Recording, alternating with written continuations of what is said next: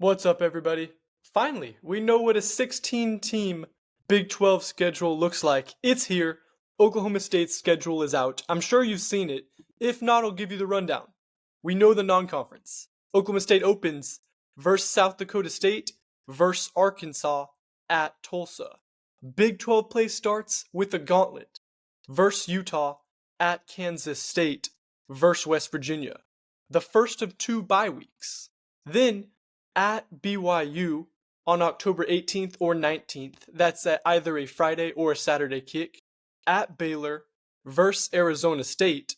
At TCU on November 9th. The following bye week. And then the schedule ends versus Texas Tech and at Colorado Friday night after Thanksgiving. Who wouldn't want to spend Friday night with Deion Sanders, guys? Sounds like a great time. Yeah. I'll tell you, I think we'll know how good this team is. It's kind of weird to say in the month of September. I think you get Utah and you get Kansas State, two great tests for the Cowboys. And I don't know, to me this season, you got to prioritize starting fast. The Cowboys didn't do it last year. If you can start fast, if you win both those games, then the Oklahoma State's positioned exceptionally well. But if not, the Cowboys have kind of a tough non-con. Maybe the Oklahoma State's looking at a 2-3 start or something like that if you drop both those Big 12 games. To me, we'll know how good this team is and we'll know the direction of everything before October. Crazy to say. I mean, I think I'm probably most excited about the Arkansas game because what it really forces Mike Gundy to do is start quick, right? You have to go into South Dakota State with the mindset that you've got to decimate all. Ollie Gordon's going to get 25 carries in that game. They're going to run every run play that they can. They're going to show a ton of play action. They're going to really try to get a playbook out there to give Arkansas something to chase. And so it really kind of forces them to the table before he typically wants to get there. And when you look at the schedule and, talk about a 12-team playoff, I feel like finally, even taking Oklahoma and Texas out of this league, this is a schedule that will 100% prepare you for a playoff appearance, right? You're going to see all kinds of different styles, all kinds of different physical styles. Utah is going to hit you in the mouth. BYU will hit you in the mouth. Texas Tech's going to air it out. Colorado's going to show you something different in their offense. I mean, I think this schedule really does present challenges that would allow you to truly build a championship caliber team. And I told you guys kind of as we did the pre-show stuff, Oklahoma State's one of the oddest teams in the country in regards to trying to predict what they're going to be. You look at the schedule once and you think, man, they might win 6 games and they win 10, right? And then you think they're going to win 10 and then they'll win 7. Like, I just think that it's just tough to get your thumb and put it on the Cowboys at this point. But some things about this team coming back, entire offensive line, the nation's best running back, the quarterback situation is intriguing to me. I'm not necessarily thrilled about Bowman's return. I think that maybe hurts the flow of this offense a little bit, but we'll see what happens there. But the Cowboys if they can get through, let's say if they can get to beat Utah, if they go 4-0, we're looking at a team that is absolutely the real deal and looking to contend for a conference championship. We talk about this opening stretch, right? South Dakota State, Arkansas, Tulsa, Utah, Kansas State. Those 5 games right there, I think would intimidate anybody. What Absolutely. would a good record or a good split be from those 5 games, you think, Sam? You go 4-1, you're doing pretty darn good there, right? I mean, you got the 3 home games, obviously Arkansas and Utah at home, Oklahoma State. Stillwater's a whole different type of place to play, and I'm so proud to say that as someone who experienced that place with 15,000 fans at one point as a true freshman, to see what it's become. I mean, it's a monster. Stillwater is tough to play. It is not big, right, by any means, but it is loud and intense with a knowledgeable fan base. So, I think they can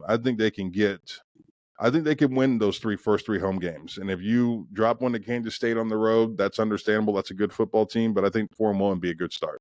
Yeah, a 4-1 bin, that gets you in contention to just be the 12 seed. That's the goal this year for Oklahoma State. In past years with the 14 playoff, the Big Ten's getting in, the SEC's getting 2, Pac-12, it's going to be tough. Being in the top 4, not super realistic. Now, a 4-1 start just keeps you on track to finish strong and be one of the 12 teams. And I'll tell you what, guys, let me get your thoughts on this. I saw going to Colorado last game of the year after Thanksgiving. I see that as a win for Oklahoma State, a big win, just because we saw what Colorado did last year. You did not want to catch them week one like TCU caught them, but catch them at the very end of the year. And if the same season arc continues in Boulder, that's the best time to catch Colorado, right? Yeah, I would agree to that. I will say this: Dion's not playing around in the portal, and if he's able to bolster that offensive line and defensive front, Colorado is a different animal than what what you saw last year. I mean, the only reason they didn't have success, like if you guys are probably too young to remember this, when West Virginia came into the Big 12, Geno Smith and Tavon Austin, that offense was unbelievable. They were lighting up the league like the first 6 games of the year, and then they just got their butts beat. And everybody's like, well, what happened? Well, because on the line of scrimmage, just a little bit different, right? When you level up going from the Big East at the time to the Big 12, that's a whole different animal as far as your offensive, defensive line is concerned. And it just weighs on you. It leans on you and it beats you down over time. If Colorado can fix their issues in the trenches, and if there's any coach in the country that's able to bring in transfers to do that, this will be a way different team than people saw last year. He brings back his son at quarterback. He's got stars everywhere as far as the skill position players are. I mean, they could be a force to be reckoned with. So I would probably hold on my thoughts in Colorado till after the portal closes. And Sam, one last question I have for you before we get out of here. Maybe the game we're all glossing over. What makes that at Tulsa trip challenging for Oklahoma State? It's been challenging throughout the years, and I know you've made some at Tulsa trips. Yeah, it's a tough game, because typically the kids at Tulsa they didn't get in-state offers from anywhere else, right? And so they got a chip on their shoulder. It's still a good football program in Tulsa. Don't get it twisted. A lot of Oklahoma kids that can play ball there. There's no doubt about that. But they play Oklahoma State or they play Oklahoma, and they want to win those games more than any other game. It's the same way that Oklahoma State felt playing OU every year. Like, we wanted to win that game more than any other game. I don't care what Mike Gundy says.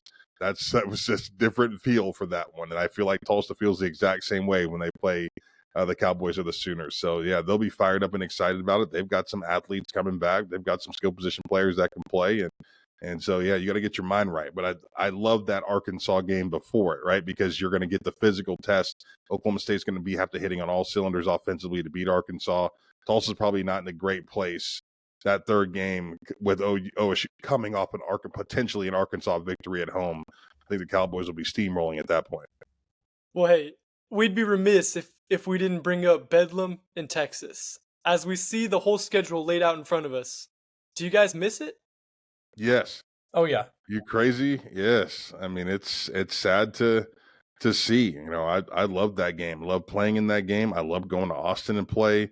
Those are two of the great programs in all of college football history, and I take a lot of pride in the fact that I played against those two teams. So it kind of sucks, but I do look at this, this as an old man now. I'm 41 years old. Jack and I were talking about how old we were before the show.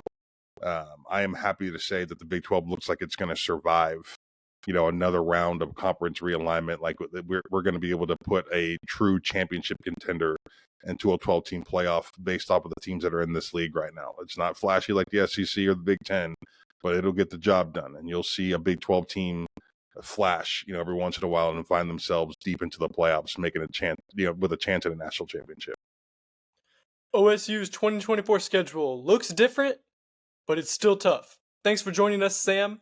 Everyone on Sellout Crowd, be sure to check out Sam Mays in the Trenches. All sorts of fun guests, a lot of Oklahoma State characters that you know and love coming to talk to Sam. So be sure to check out everything he's doing. And the schedule show, the story, it's already live. So be sure to check out that on HutchinsTwins.com and Sellout Crowd. We'll see you next time.